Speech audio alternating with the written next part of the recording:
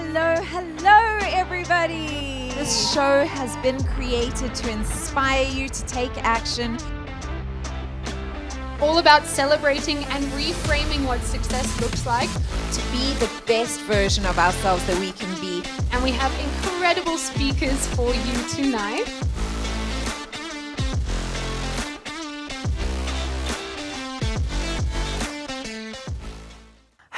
Hello everyone, and a big welcome back to the Future Female Show. I'm your host, Lauren Dallas, and today I am interviewing a coach, a course creator, someone who has had multiple six-figure launches. She is a launch strategist. It is none other than Alex Beeden. Alex, thank you so much for joining us for this episode. Hello, thank you so much for having me. I'm so excited to be here with you guys today. Yay. So let's get stuck straight in. You have been working in the knowledge business, I call it, for a very long time now, and I've been following your journey. I've been on your programs as well. Together we launch. Tell me what drew you to the online course business initially? Yeah, that's a great question. So when I first started my career, I actually started as a photographer. And one of the things that frustrated me the most about being a photographer was that I was constantly trading my time for money. And it just felt like no matter how much I worked, it was just like this never-ending hamster wheel. And so one day I randomly decided, I was like, you know what? I'm just going to throw out this digital product and see how it does online, see if anyone buys it. And it just sold so well. I remember in the first 24 hours, I went to sleep and I woke up and there was more money in my bank account. And I was, from that moment, obsessed with online business, online offers, and being able to make money online. Why not? I love the business strategy of let's just do it and see. Yeah, like, of course. I think that's the best way to do everything, is to just not be afraid to take that chance and to kind of just see what happens. And then, of course, once I started making money online and realizing that it introduced me to this whole world of being able to travel. Like right now I'm traveling as we do this interview, being able to create my workday the way that I want it to be able to choose who I work with, what I work on, when I work. It's just the level of freedom and flexibility is unmatched. And that's why I've stuck with it for so long. Absolutely. And that's why I'm so excited to have you on to share the how for our audience so they can also achieve some of what you have in your career. So now you have set yourself up as a launch strategist. Tell us what that means.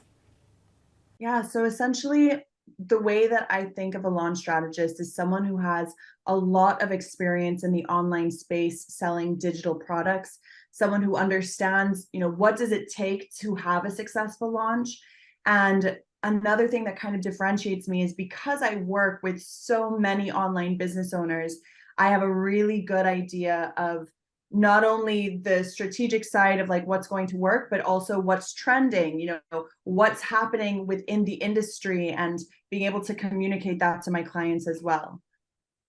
Absolutely. So let's get into the process. So what I hear so often from people who are excited about the course business and industry and see the opportunity is two things. One, not thinking that they perhaps have knowledge that someone would be willing to pay for. And two, not sure how to package up knowledge into an offer that's really compelling for their audience. So I know that you have your strategic offer incubator where you help people who are in this exact struggle. So tell me, and everyone tuned in, what is a strategic offer and how do you put one together? So a strategic offer is something that you can put out there in the world and sell to your audience, and it's actually going to sell. What I was realizing through speaking to so many people who wanted to start an online business is that they had all of these ideas, but they weren't thinking about it strategically. We need to be creating something that's not only going to bring us joy, freedom, and flexibility, but also something that people are going to want to buy, something that actually solves a problem, something that you have strategically crafted to be a long-term business. We want to create something that is sustainable. We want to create something that is scalable. We want to create something that people are actually going to buy. And I want to be able to minimize the amount of time that it's going to take you to figure everything out, because as you know, Lauren, there's a lot to figure out, so that was the concept of a strategic offer incubator, is how do you put effort into creating something as minimal amount of effort as possible? And that's not to say it's easy, because it's still a lot of effort, but how do you put in that strategic effort to make sure that it's actually going to be something that converts and buys, that it's a problem, it solves an actual problem that exists in the world, and that people see the value in it. Absolutely, that makes that makes a lot of sense. And I think while this industry is about being creative and bringing yourself and creating a course that's different, it's actually, and what I've learned is that it's very formulaic. If you just follow what's worked for the thousands of people before you to a T and don't try to innovate, that's, as you said, how you can get results most quickly. 100%. And I think one of the ways to succeed in business in general is being able to create those processes and those systems that you can rinse and repeat, that you can rely on, is actually going to give you the results that you're looking for. So I 100% agree. So one of the things that you've been able to rinse and repeat, Alex, is your six-figure launches, which I'm very excited to dive into because that is incredibly aspirational for all course creators. So let's take it back, and I'd love to hear the story of your first six-figure launch. My first six-figure launch was, I want to say, in 2016.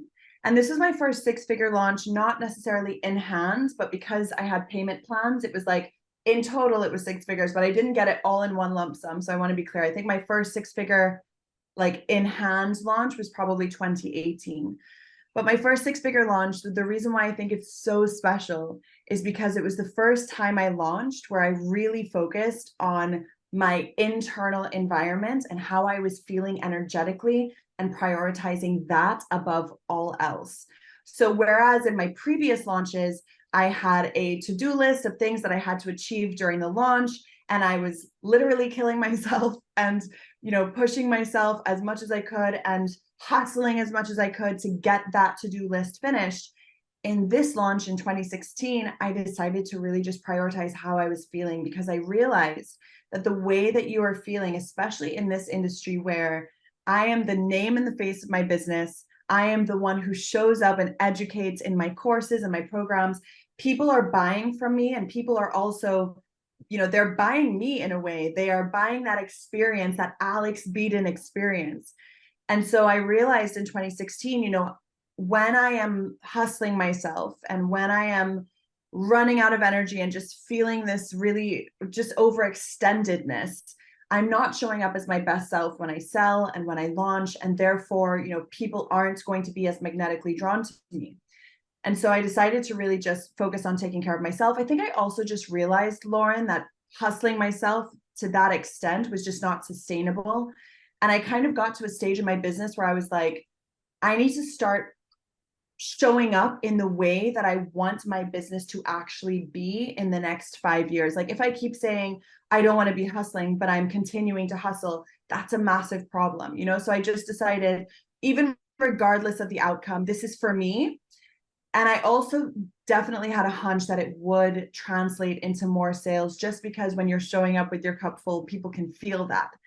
And so I remember, it's easier said than done. I think when we decide to commit to that energetic well-being, it's hard. It's hard. I think on my 5th day of my launch, I had scheduled a LME, which is a lead magnet experience. I hosted a 5-day challenge. And on the 5th day, I was so tired. All I wanted to do was rest. And I sent out an email to everyone. I said, guys, I'm really sorry. I know I was supposed to show up today, but I'm actually going to be postponing today's session until tomorrow. I will see you then. I really need to take this time to take care of myself. And I didn't know how it would be received, but I knew that that was how I had to prioritize taking care of myself in that moment. And it was so well received. I think people appreciate you and value that you are taking care of yourself, and you're also modeling to them the values that you have and the behavior that you want them to have in their own business. So it was really well received. It was my first six-figure launch. Another really interesting fact about this, my first six-figure launch, is that the first few days, like the first probably 90% of the open cart period, was so slow. It was so painfully slow. And as you know, I always tell my launchers, I'm like, it ain't over until it's over. And this was the launch that I learned that, because in the last 24 hours, it was like an avalanche of sales and so much excitement and people signing up. And it was just amazing that, the first 6 days of the open cart, it was just trickling in. It was super slow. I remember being full of self-doubt and really having to do the inner work to believe, no, this is going to happen. I'm attracting the right people. I know I'm doing the right work. So much of this work is not just ticking the box. Like I said, it's the energetic work of how am I showing up? What do I believe as a leader? If 5 people show up to your event, are you just going to feel so deflated? No, you need to show up and deliver that value as though there's 100,000 people there live with you. And so always having that sense of belief and confidence in what you're doing and the value that you're delivering to the world, regardless of what the external situation is. I think that's so important in seeing your launch through until the end, because you just never know what might happen on that last day of your open card. Absolutely. And Alex, what you're speaking about now is actually one of the biggest takeaways I had from the course that we did together when I did Together We Launch. Because yes, there's the methodology, and we will get into that, and ideally you've prepared most of that ahead of time, but it is the mind games that is the most challenging part of launches. And we call it the launch lull. You get good sales on day 1, day 3 and 4, you're like, oh my gosh. And what I was doing and what I see a lot of people doing is like, oh, well, I'll go and hustle on this thing and I'll do this extra thing. And then actually you're screwing up your launch strategy that you spent 4 months creating by freaking out in the middle of it. And as you said, there's then this almost like a desperation mentality that I really feel translates through to your audience, and that repels your sales. And I know after I, took that away from you and implemented, I've never felt more in flow in my launches. Another thing that you do so well is you show up as you. There's personality in everything you do. And I've realized that my launch style is not going to be the same as someone else's, and that's okay. Showing up energetically in the way that's the most aligned is the only way to be sustainable. You just touched on something so beautiful and so important that I hope everyone is taking note of. Just because one person shows up in one way does not mean that that is the way that you have to show up in order to achieve a similar level of success. There are so many different people online. There are extroverts, there are introverts, there are people sharing so much of their personal lives. There are people not sharing at all. I know some of my most successful entrepreneurial friends, their team handles their social media. They're not even on their social media, so there's so many different ways to do it. The important thing is that you explore. At the beginning, we were talking about the importance of trying new things. Explore, put yourself out in there in different ways, try different things and see what resonates with you and your audience. And I think the key thing here is CEO discernment. I talk about this a lot in Together We Launch as well, is having that discernment and trusting in your discernment as the CEO of your company. No one knows better than you. And I think when you start to have that self-doubt, or you start to kind of waver a little bit in what you believe, that's where trouble starts. People need to feel that energetic confidence from you, and that comes from within. You can't really fake that, so if you're struggling with that and you're like, how do I get that? For me, the best way is meditation. I just love meditation. I feel like if I could just be still and sit and be quiet and just kind of let my thoughts settle, and then start to direct my thoughts in the way that I want them to go. So visualizing and, really being intentional about what it is that I want to create and how it is that I want to show up. And actually, anyone who's interested in that, check out episode 44 of season 1 of my podcast, On Purpose with Alex Beeden, because I actually live record an energetic practice that I did visualizing my 6-figure launch, which I then ended up having. So it's really, really powerful stuff when you start to work with the energetics. Amazing. We'll definitely check out that podcast. I think you've started touching on this already in terms of where people go wrong with their launches, but just to dig into that a little bit more, what are some of the most common pitfalls you see? Some of the most common pitfalls I see, I think the biggest one is not understanding that launching is a mathematic equation.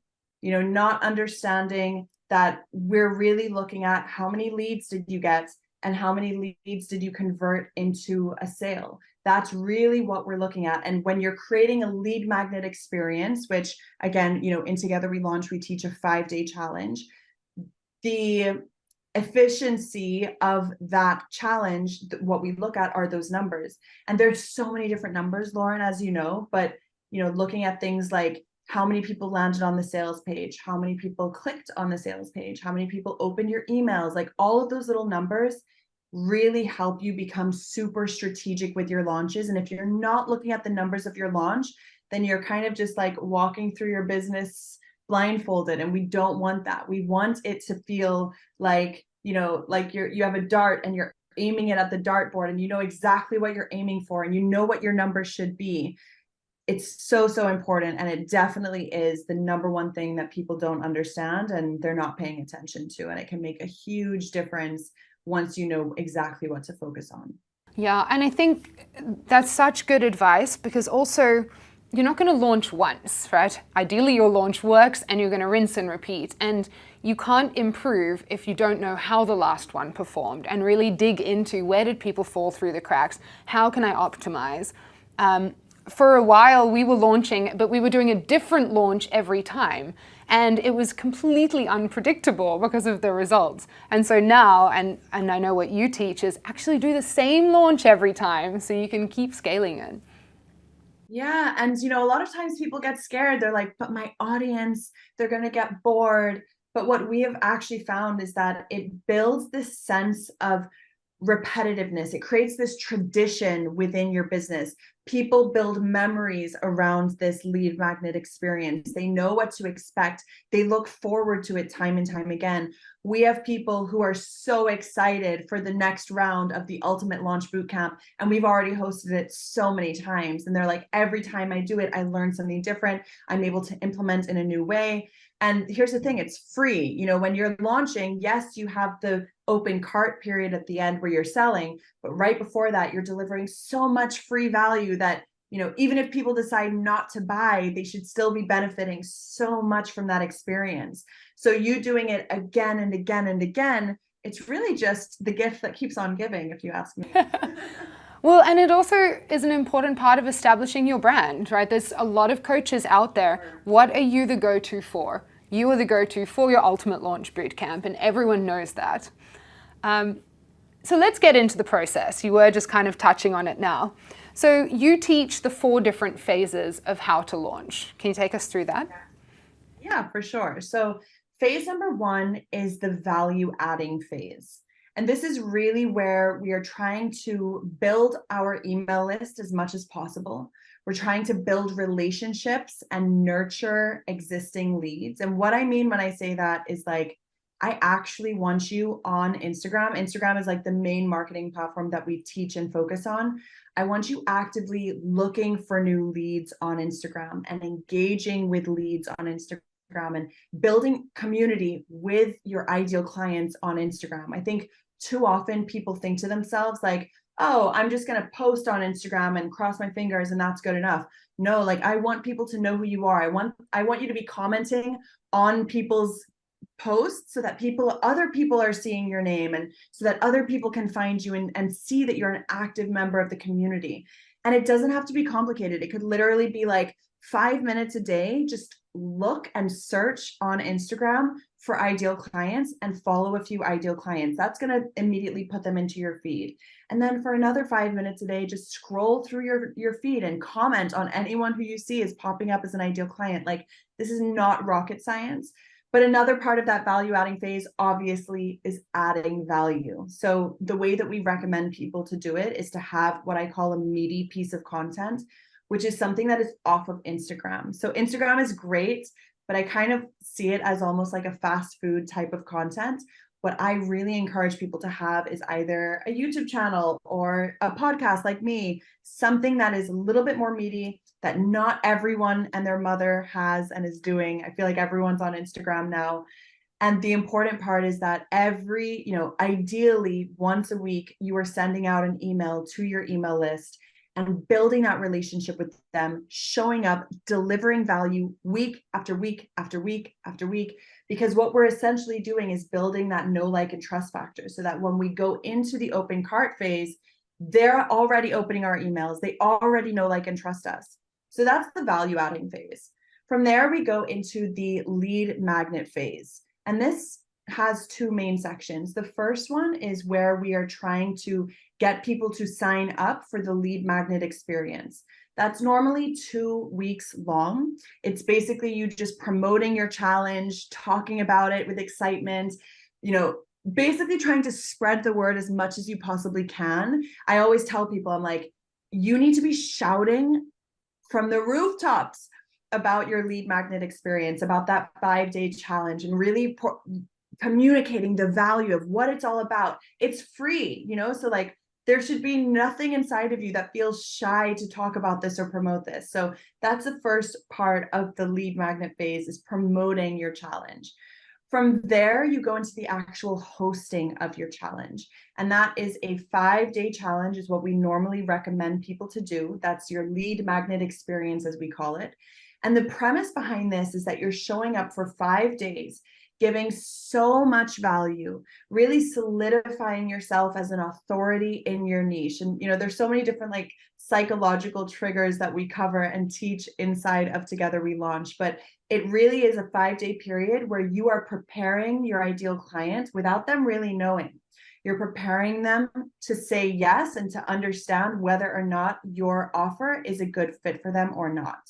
So that's the lead magnet phase. It's a daily challenge. I also recommend that people show up live once a day to answer questions and to really be there for their community. From there, we go straight into the open cart phase. So this is phase number 3. So basically, if we're thinking about that 5-day challenge, on the 5th day, that's when your open cart phase begins. And so there's a little bit of overlap there. And that's when your cart opens and sales start coming in. And, normally I recommend people open their cart anywhere from 7 to 10 days. And that's when you are actively selling. And this is normally the hardest part for people. This is where people want to just cocoon away and go into their shell. But this is the most important part for you, to be showing up and speaking loudly and proudly about your offer, and understanding that your offer is there to change lives. Your offer is there to deliver value, and you promoting it and talking about it is a gift to your ideal client, and coming at it from an energy of, I am here to serve. I'm not here to, nickel and dime and convince people. And I'm not this sleazy salesperson. I'm here to be of value. That is what the open cart phase is all about. And again, there's lots of tips and tricks in terms of keeping up that sense of momentum and how you should be showing up. I dive way deeper into that in Together We Launch. So if you're interested, definitely let me know. And then there's that 4th phase, which you mentioned earlier. It's the analytical phase. And this is so important because we want to have a launch that we can rinse and repeat, right? And what do we mean by that? We want to have a launch that we can use as much as possible the same again and again and again, because if we're creating a new launch every single time, we're creating so much more work for ourselves, and it's just not necessary. If we have one launch and we can look at it analytically every single time that we launch it, and we recommend people launch at least 3 times a year, that's what we aim for ourselves, that gives you a really great amount of time to look at the analytics and say, okay, how did it perform last time? Where were our weak areas? What do we need to tweak this time to make it perform better? And the idea and the concept is that every time you rinse and repeat, you get better and better, strengthening your ability to attract new leads, convert new leads, and ultimately sell new leads. So those are the 4 phases: the value adding phase, the lead magnet phase, the open cart phase, and the analytical phase. Alex, wow. That was absolute power. I bet you didn't know you were stepping into an impromptu masterclass, but that was so much value for everyone tuned in. I want to pick up on one thing that you said, and that was in the selling phase, because I think it's so important.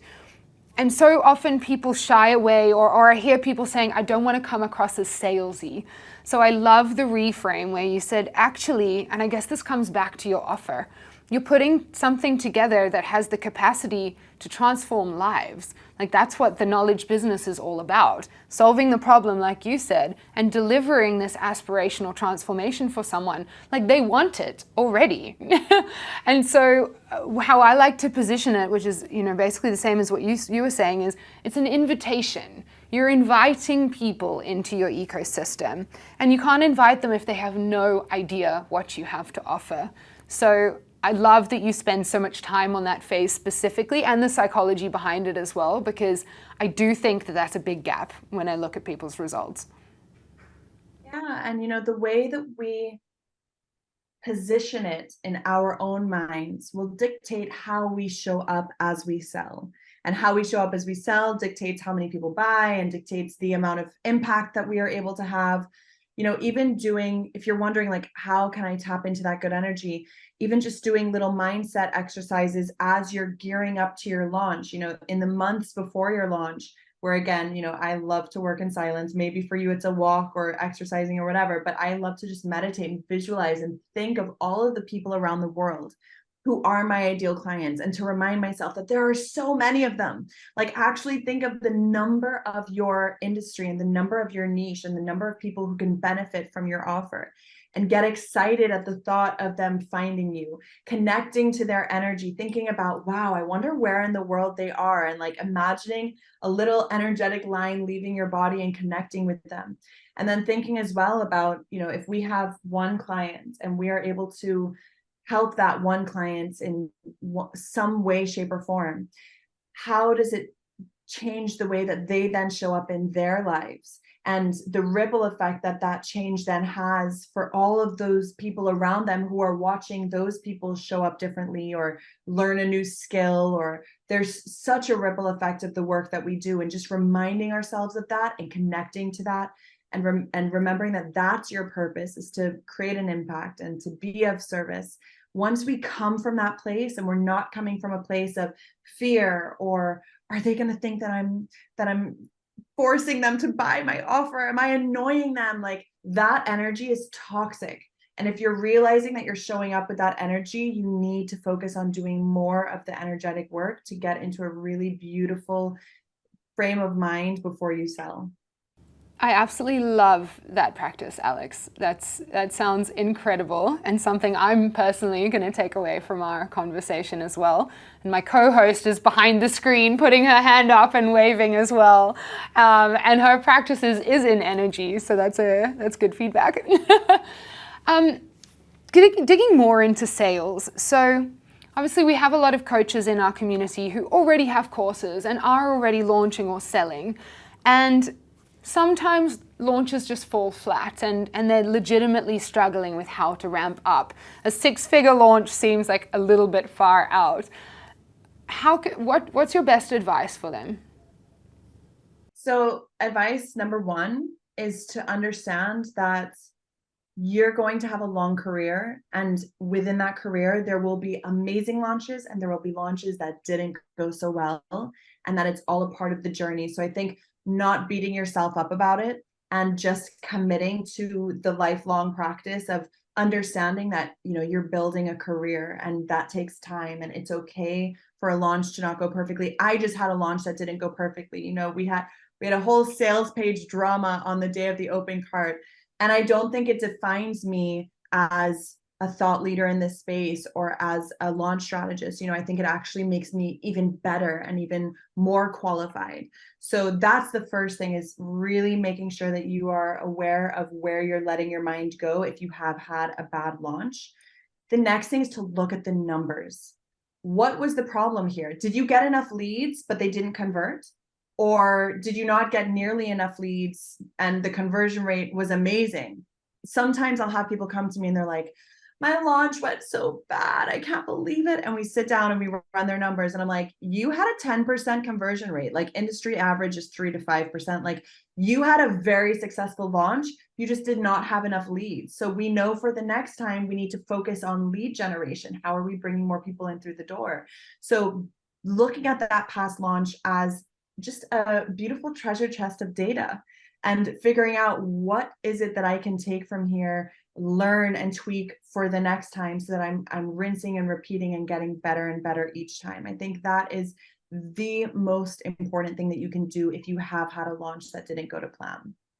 I love how transparently I was reading and watching your video about your launch that, you know, didn't perform as expected.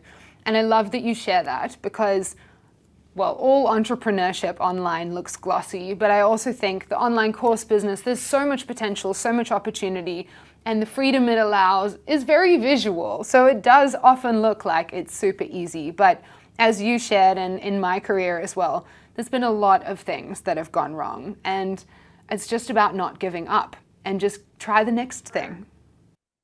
Exactly. And I think, you know, if we think that we are going to be successful and that we're not going to experience failure along the way, then we're kidding ourselves. And so if you can celebrate your failures in the same way that you celebrate your wins, to me, that is a winner's mindset.